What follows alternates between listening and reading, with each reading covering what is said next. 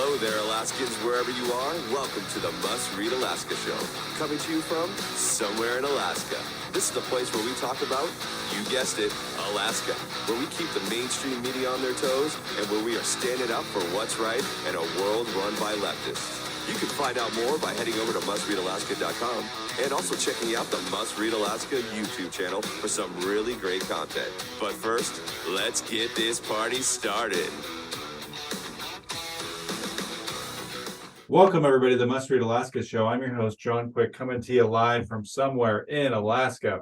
And man, it is a rainy day today, but I can tell you that my lawn is still extremely green, and I'm very excited about that. If you listen, watch, or read Must Read Alaska, I want to encourage you to go check out our homepage, www.mustreadalaska.com. And if you want to help keep the lights on here, go to that. And on the right-hand side, there's a little donate button. Every $5, $10, $100 helps keep the lights on at Must Read Alaska.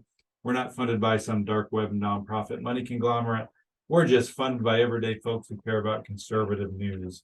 But without further ado, we have a very special treat today. A good friend of mine, Mayor Peter Micciche, is on the Must Read Alaska Show today. Welcome to the Must Read Alaska Show, Mayor Micciche. Thank you, John. Thanks for being here today, and welcome to a new office that we've finally gotten assembled to look like someone lives here. Well, I can tell you, folks, if you live on the Kenai Peninsula, you have to at some point come down and check out the mayor's office, because it is inundated with some amazing Alaska cool pictures, artifacts, different things from when Mayor Micciche was senator for a number of years, and it is just littered with some pretty cool mementos all around the office. So come check it out sometime. I'm sure he'd love to have you here at the office. So Mayor Micciche, you've been in the helm here for a couple months, and you've just went through your first budget process as borough mayor. Talk to me about that, about how the process was. It sounds like it ended up being very favorable for the taxpayers here on the Kenai Peninsula. Yeah, thank you, John. It's the first time since '64, when we became a second-class borough, that a mayor walked into the middle of a budget cycle. So the budget that was laid before me when I walked in had 24 additional employees. It was up considerably. And we kind of looked over the last few years, or the last couple of years, it had gone up 8% a year. And I started kind of evaluating, you know me, I'm a numbers guy. And of course, in front of me, I've got a little chart that You've got so many packets and charts in front of you that I can tell you know what you're doing. Well, we were deficit spending for the last several years, but what we were doing is we were getting off an affordability curve. And what I love about the Kenai Peninsula Borough is we've stayed lean and mean. We're a second-class borough. Every service that we provide has been brought to us by the voters, right? So we do solid waste, we do emergency services, we do the basics. That's how we like it here.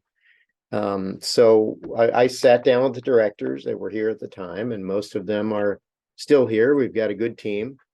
But what I said was, we are going to get back to a balanced budget. We are going to pass a balanced budget this year for the first time in a very, very long time. So I also sat down with each assembly member and explained the reason for that philosophy, is that it's not a populist thing, it's an affordability thing. If you want your kids and your grandkids to be able to afford to stay here, come back after the university, or stay here if they go into a vocation, the fact is we have to study the other municipalities around the country, or say our larger neighbor to the north. Mm-hmm. Anchorage is no longer affordable. And why is that? Because they continue tacking on services that people can do for themselves. Property taxes are nuts there. They are. So we were actually able to cut our property taxes this year. We got to the first balanced budget in a very long time. Remember, as part of this budget I walked into, they had just negotiated a 6% increase in their labor contract. So you had 2 years of 8% in a row, almost 16% over the last 2 years. This budget is up 2.55%, which is well below the consumer price index that was like a 7%. Yeah, inflation below that, it was 9%. That's not, you gotta, if you hit that one, you're doing something wrong. So 2% is good. 2 point whatever. So we added 1/2 of a position. So the budget last year they added 14. The budget I inherited when I walked in had 24. we added one half, and it was one half of a mechanic to CES who had just passed their bond with the people's support. So they needed some additional help. I said, well, if you cut a half of a position somewhere, I'll give you a full mechanic. So that's what Chief Browning did. And so we passed the first balanced budget in 10 years. My personal budget is down. You can see the few. And it was unanimous, right? It was unanimous. And that was from sitting down with each assembly member. We've got some pretty far right. We've got a couple pretty far left. And I was able to explain the value over the long term of what the Kenai Peninsula needs to look like. We're going to focus on growing this economy, and we will be able to manage our costs as we go forward on a rising tide that floats all boats versus hitting taxpayers year after year with increased taxes. So we're able to cut the mill rate by 0.2%. If I'm right on my projections over the next couple of years, there's more room for further reductions. And what I did is I sat down with all of the directors and said, we're going to tear this place apart. We're going to question everything that we do every day to be more efficient and keep this borough affordable into the next decade. And we started a long-term planning to make sure that we can deliver that value for the people of the Kenai. And like I said, it's first balanced budget in 10 years. My personal budget in the mayor's office is smaller. I don't need the amount of employees. The chief of staff. I don't need one. I will eventually need one to help with the day-to-day, but I wanted the public and the directors and the employees to have one person to come to right now. Once we get things Cadillacing over the next few months, then I'll get serious about hiring a chief of staff to help me with the day-to-day so I can focus on these long-term issues. Again, you look at other municipalities, other states, they get so far off the charts outside of a trend of affordability that they can't get back there. We got back there in 1 year. We're going to stay there, and we're going to work together with our constituents to make sure that we're understanding each other as we move forward, which we can talk about the survey if you'd like. Let's do it, but before we touch base on that, you have some great folks that work here at the borough. Is that a fair statement? It is a very fair statement. We have a great team. I think that's one of the things that I think especially conservatives forget about is that people that work in these local government places, whether it's a local school or a borough office or a municipality, they're just normal people that are going to work every day, trying to do their job, put their kids through school, maybe go on a week's vacation every year. There isn't some big conspiracy against, folks in the state. It's just normal everyday folks for the most part, trying to do their best at what they do. Well, I think the Kenai Peninsula Borough is a reflection of how conservative this community is. I mean, these folks are also the volunteers in our youth groups in our churches. They coach our kids in baseball and basketball. They're very involved in the community, and they are just regular folks. I mean, they have a family just like mine. They have a family just like yours. And often the employees get roped into the politics of the assembly or the mayor. But the bottom line is we've laid out our course for the next several years, and the employees are thrilled. I've set them free to find efficiencies, to question everything we've done in the past, which is government feeds upon itself. And they often take the easiest path. What I've explained to them and the assembly is this is going to be a rockier path, because we're going to look at all the things, all the ruts that we've formed over the last 50 years. Yeah. And we're going to question why we're doing those things and how we can do them differently to be more efficient, to ensure maximum freedom at the lowest cost on the Kenai Peninsula Borough as we move forward. And they've embraced it. They're thrilled. I'm set them free to do their jobs. We check in on a regular basis, but they've come back with great ideas, and so have the people of the Kenai. So you did this survey, which is very interesting. Talk to us a little bit about it. I think from I got the survey. I live on the Kenai Peninsula Borough, and I was pleasantly surprised on the plethora of questions that were there, because usually these surveys, you and I both know, they're like somehow made up to be like pro whatever that department is, or pro whatever that, and this was just like, if we're doing a bad job, let us know. Yeah. Basically, and give us feedback, open and honest feedback. It wasn't geared towards patting yourself on the back by any means. So talk to us about that. Yeah, we had 2,200 and we kind of beat the bushes to get people to know about the survey and participate. And, so we're focused on people getting the services they're paying for with their property taxes, right? We want to make sure that they can say, hey, we're getting a decent value here. Our property taxes are low. This is what we get for it. When something's not right, we know how to reach out, who to talk to about getting something corrected. And focus was things like emergency services and roads, particularly. If you remember the detail on the roads question, it was, is your gravel road crowned adequately? Do you have pothole problems? Is the drainage okay? Are we coming out often enough? Is the snow going away within 24 hours? If not, we asked where they live, because we have these road service segments. Yeah. Remember, the people voted in road services. So we could go to that contractor. So I froze all road service contracts until we had the results of those 2,200 people that took the survey, the thousands of comments. We color coded the comments so they were searchable on subject like roads or emergency Searchable by services. expletive. We did that too. But we heard a lot of things. We heard a lot of things about solid waste. We heard a lot of things about roads. But the roads information, I separated off. We sat down with the roads director and said, for these negative comments in these particular segments, I want you to sit down with the contractor. Before I approve these contracts, we need to determine if these folks can deliver for the people of the Kenai. If they can't, remember, we don't own a grader. We depend on the private sector in the Kenai Peninsula Borough to maintain our roads. And a couple of those contracts didn't get signed. Many of them did. We changed the requirements of some of the contracts to make sure that people had the adequate equipment they needed to maintain roads on a, you remember, you're out north, you had a couple of very heavy snows, and not sure that everyone that delivers road maintenance services performed adequately. We've sat down and talked with those folks and said, if you're going to be in the position to be able to bid, you need adequate equipment. We need these service guarantees. And like I said, a couple contracts weren't signed, most were. But we shared those comments with our road inspectors, our road director, and the contractors and said, we need a better outcome in these areas. Yeah. Some of the areas had glowing reports all the time. They were there, they were, made sure the My berms road's weren't done there. awesome most all the time. Right. There's hardly any complaints on my end when it comes to my road I live on.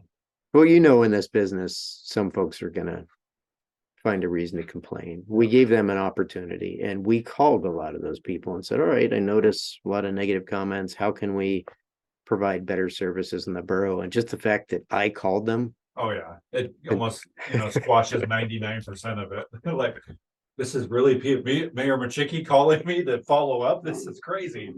I want a lot of it. It's but some of the roads that the borough owns are ludicrous. Like, meaning, it's not your fault, it's not my fault, it's not the assembly's fault. These are roads that the borough inherited or whatever back in 1967. Right. Hairpin turn mountainside on the Eastern Peninsula with a stream that likes to use that road as a way to the ocean sometimes. And it's like there is no, outside of $100 million road improvement project for the whole borough, there is no real, some of these roads are just not ideal.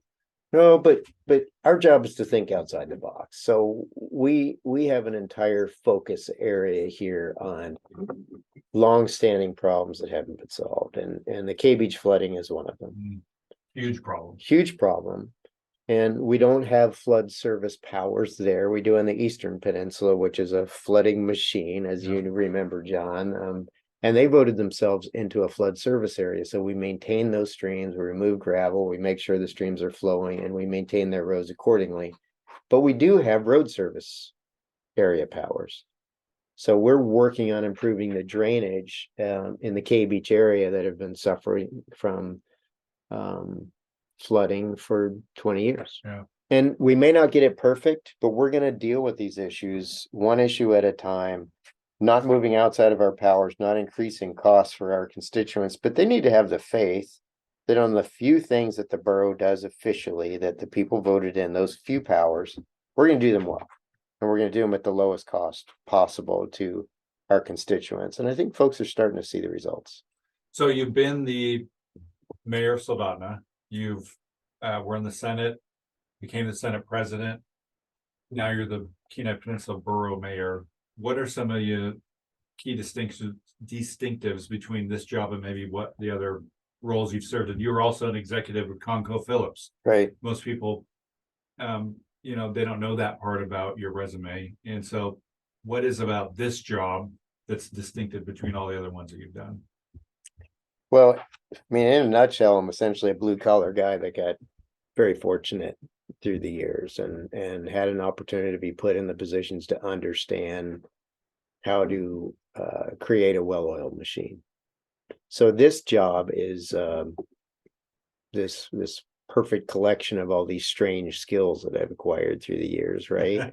And the ability to work with people. I like people. I like difficult people even more. And generally I can put myself in their shoes, like we did with this budget. We put ourselves in the shoes of the taxpayer, and we recognize taxes as this sort of sacred pool of funding that's not doing something else for someone at home.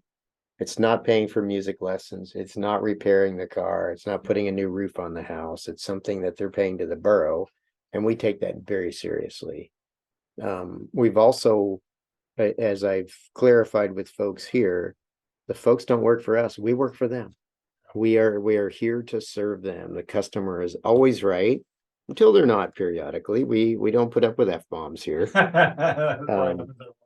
We had one guy down at the front desk one day that I had a chat with, and walked out front and had a little discussion about what's not going to happen in this building. And he came back in and apologized. We understand people are spirited, but we also understand the pressures they're under. So we're here to work with them. There was a longstanding problem in Hope that a person that found themselves leasing a piece of borough land that his family had collected a lot of items through the years. Borough was really rough on him. We just met with him yesterday and said, no, we're gonna help you through this. We have some expectations about what needs to happen there, but we're not going to be the big bad government. We're going to be your partner. We're going to help you get through this thing. As long as it doesn't end up costing the taxpayers dollars, we're going to help you get this thing ironed out. And there are dozens of those things around the borough that have just been kind of festering through the years, and we're going to attack those things. And so you asked the question, why is this job different? Yeah. It's kind of a combination between the political experience I have by about 25% and 75% of the organizational skills that have been demanded on me through the years. And it's a great combination. And you can sit down with people that want to be political and say, hey, you might want to fight about this thing, but this is what we do here. We do roads, and we do emergency services, and we do solid waste, and we do education. And that's what we do. Now let's talk about how to do those things better. And if later you want to fight about some other thing that you think we should be doing that is in danger of making this place unaffordable, we can have that discussion. I'll talk about anything, but let's talk about what we do by what the folks have voted into this borough first. Do those things well, and we can talk about the other things later. And frankly, like you said, we had a unanimous vote on a difficult budget. Yeah. A lot of work. I think you know what that looks like. Yeah. A lot of work. Every line, every column of every page in every department we scanned over with those directors. And the assembly supported us from both ends of the aisle, a couple of extremes, and we passed a unanimous first balanced budget in 10 years. So we can do this together.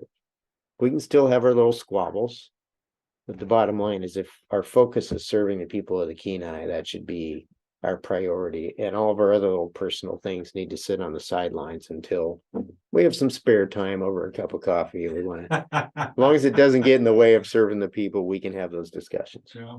So, one of the things, if people are following you on the Peninsula Borough's Facebook, I would encourage them to do so, because I'm sure that it's Joe or maybe some of his team that's keeping that up to date. It's been really well kept up to date on kind of what's happening and what's going to happen. But a couple of the things that people may have noticed on there are, one was the tearing down of an old gas station that was decrepit and basically a safety hazard for folks. It was real close to a school.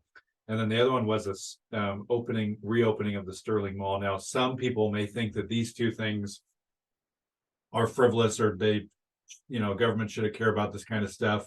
But I think it's sometimes those small things that are, compared to the budget of the borough, those are very two small items, right? One, right, doesn't cost anything, and the other one's very minuscule.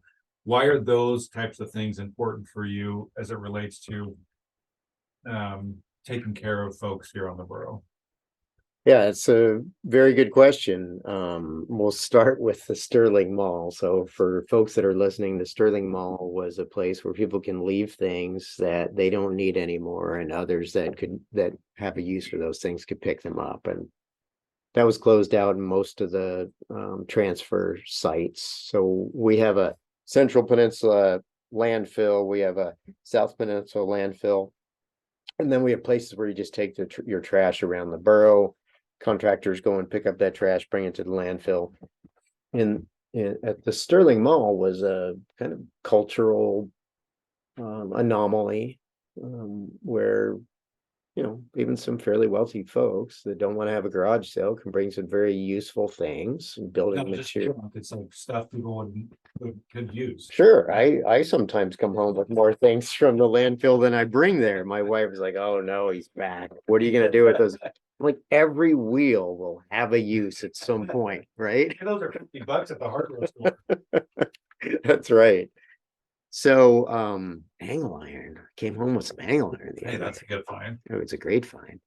So we reopened it. And why did we reopen it? It was a key item in the comments that people made on the little things. And it was from both sides of the demographic of the Kenai, the folks that maybe leave for the winter that are bringing a fairly good barbecue that they're going to replace next year. Then some low-income person can suddenly have a functioning barbecue because maybe the fire pit isn't adequate for barbecuing their stuff. It's a really great way for the community to share, not depending on social programs, not depending on something like that, but it's just a really good way to transfer items to others that can use it. But here's the bottom line reason why it matters. The number one cost in running a landfill is opening a new cell. Yeah. Well, we're filling millions of dollars, many millions of dollars, and we don't $7 million. And we don't know what future regulations are going to look like. We have leachate problems we're dealing with that is expensive. So we're trying to keep our cradle to grave costs down by allowing people to use things instead of storing them in the ground in perpetuity and having to open new cells. So it's a fairly dramatic cost savings over the years. I'm shooting for no net growth in cells. We're even evaluating how we can harvest some of the items that are in there, like 17,000 tires. I went out to Fun in the Sun in Nikiski. What is the flooring, the ground cover in that 3 acres of playground? Yeah. It's ground up tires. We're storing them in perpetuity and paying to store them in our landfill. So we're evaluating how we can use some of those previous waste streams for mulch and other ways that we can use them instead of charging people tax dollars to store them forever. So there's a pragmatic reason for it, but there definitely is a cultural exchange that occurs at these reuse sites. And it was a big deal. We cut the ribbon yesterday at the Sterling Mall. It was. There was a couple waiting there. They had a barbecue, 2 tires, a couple of shovels. Some of that stuff, I was like, I want to go drive down there. No. I might go grab that barbecue. The tires were nice. I have to admit, I checked the size. They were unfortunately, they were 17s and not 18s, but it was great couple. They had been waiting for this and been following us online. And then the Zip Mart, which was a great place to get ice cream when I was a young guy, They had a 56,000 gallon fuel spill, Mhm. which is 3,000 feet long and 800 feet wide. Luckily, it missed the community center and the school. But we heard complaints when it started to collapse from the heavy snows from parents. And we went and inspected the building, and I will tell you, we found hypodermic needles, Oh, yeah, people probably living in there doing stuff they shouldn't be doing. lots of bottles. Kids were climbing on the building that was coming down. Somebody was going to get seriously injured or worse. And we're not in the business of dealing with private problems like that. But they owed the borough $65,000 in back taxes. They were incommunicado. No one would answer our, it went into an estate, and the folks that technically own the building through the estate were not answering our calls. And we heard from a lot of parents, and we just decided to fix that problem. It's right next to the school, as you know, right next to the community center. People were sending me photos of their kids on the collapsed roof. And a local community member bid about half of market for that. Ray Chumley with Summit Excavating. Yeah, it was dirt cheap. It was like 20 grand or It something was. like that. And we went when he started, I will tell you, his son was the one on the excavator, and he said, well, I'm a little uncomfortable. I'm used to building buildings, not tearing them down.